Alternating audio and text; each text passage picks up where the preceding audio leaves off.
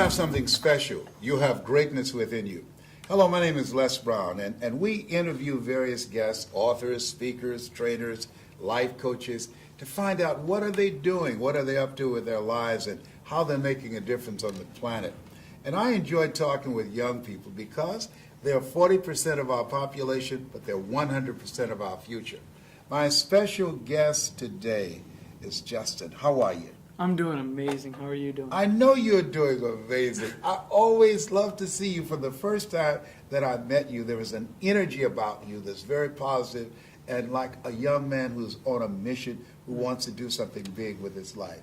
And you love to make people feel good and make people laugh. I enjoy that too.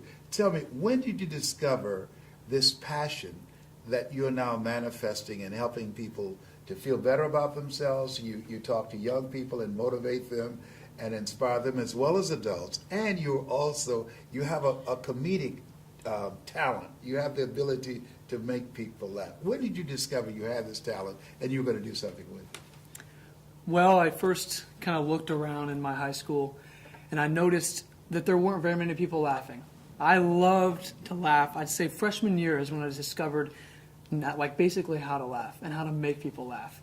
And I never really, it's a skill. It was a gift from God that suddenly started to manifest as I grew up. And oh man, I just started doing it in the classroom. I'd say when I do speeches, I'd like to improv and do impersonations. And that's when I discovered I really wanted to just see the joy on people's faces. Now, I met your father, and he said he had you to listen to various motivational speakers, and that's how you became familiar with my work. What was it about what I do that attracted you? Your laugh. Okay. It was your laugh that got me immediately hooked, and it was just it's possible. You stirred up gifts inside of me that I didn't even know I had, man. Just in motivating, I was like, if he can, encourage people, make people feel good about themselves through my iPhone, I was like, I can do that at school. I have a whole world in my school, all kinds of people. And so I did the exact same thing you did. You've touched more people than you think you have. Well, thank you. With 18 years old, you know what I'm thinking about? That there's got to be some more of you out there, because we usually only see young people on television or hear about you in the news when there's negative stuff going on. But it's as if like you have a sense of mission. And I want to know, who are some of the great impersonations that you do that people have known you for that just knocks them out?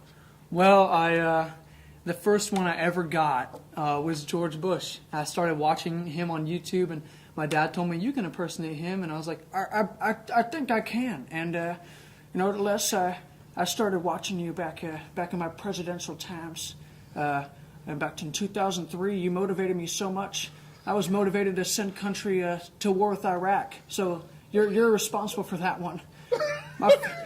My favorite quote you do, Leslie, is you say, you look in the audience and you look them in the eyes and you say, you got something special.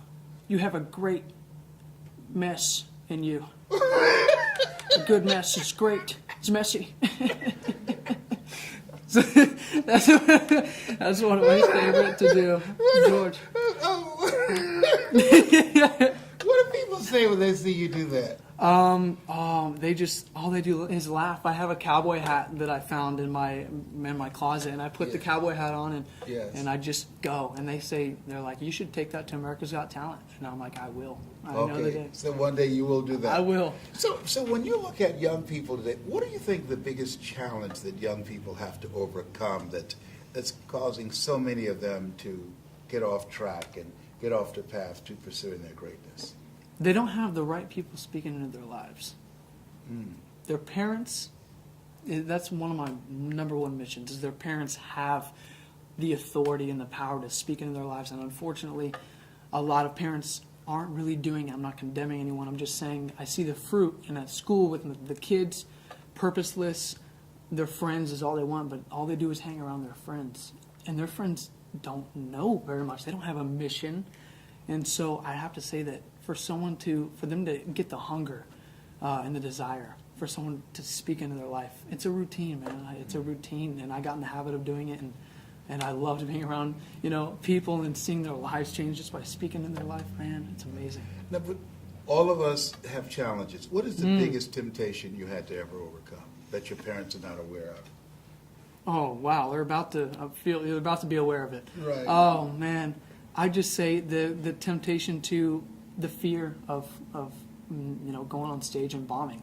And once I did that, I got over it. So Right, okay. that was the biggest thing was That was quitting. a fear for you? It was Just the quitting right there. What is the biggest pressure that you had to face from your peers trying to pull you in any particular direction, and you had to draw the line and said, no, that's not me? Well, I was a part of the basketball team, and they're all into, pardon my language, but getting with the women. And my rules that I've set for myself is being abstinent till marriage. And so that was the biggest one. But when people would criticize me for that, that only fueled my fire. That only fueled my fire. It only gave me more encouragement to stay abstinent. And I graduated high school, never sipping alcohol, smoking weed, or doing anything with women. That was the biggest challenge that I say early on. You're a rarity. Yeah. It's very. Okay, but let's look ahead 10 years. Ooh. 10 years.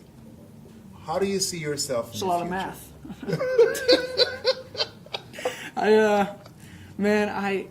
math. I'm already living little puzzle pieces of it right now. Yeah. But I see myself on big stages, writing books, best-selling author, on YouTube, all over YouTube, dominating the social media. But I don't know specifically what I'm going to be doing. I want to be in business, money, business, because in order for me to help people, I have to have, I can't give money if I don't have any money. And for me, I really am big about developing strategies to increase income and then help create a lifestyle of freedom for anyone willing to receive. Financial freedom, life of freedom, spiritual freedom, all this stuff. That's what I want to do. Your parents were very influential in your life. What are 3 main things that you've learned from them that has become a part of your core values that allowed you to be the young man that you are right now? Well, the first one would be to have higher standards for my life. I didn't really hear about standards in school. Teachers don't talk about that. Having higher standards for myself, whether it's getting a job. I say, I want to go work at a small pizza shop. And they're like, you can go work at a fancy restaurant. That's your standard. I'm like, okay. So I had to do that. So higher standards, discipline. Discipline to do anything, to work out. I never had one day where I didn't turn in my homework. I'm not a good test taker, but I turn in my homework every single time. Discipline. And then the number one was having a relationship with God. I never had it for a long time, but when they instilled that in me, they did it themselves. Yeah. So they not only advocated that, they were the example as well. Absolutely. Yeah.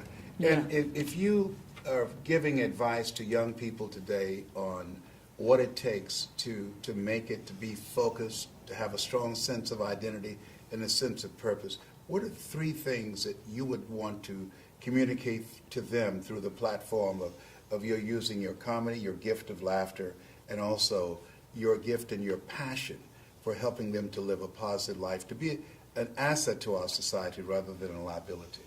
3 things. I'd say the first one would be learn how to laugh. That's a God-given gift to help release us from the everyday stresses.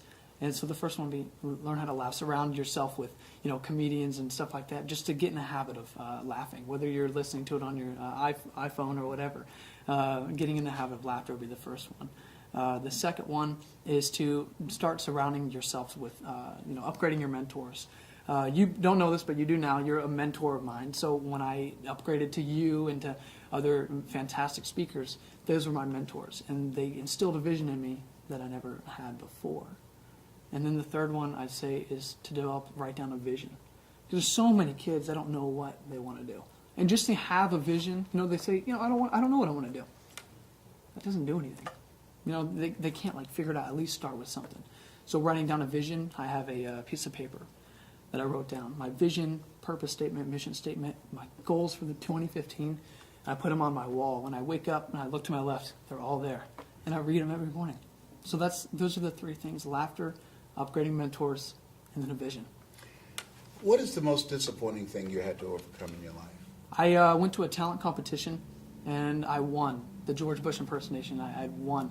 And they gave me $200, and it was in front of 2,000 people, and it was amazing. And I immediately got a phone call. I went home, and I was on the airplane and couldn't believe I was on this mega, like this pump. I couldn't believe that I'd won.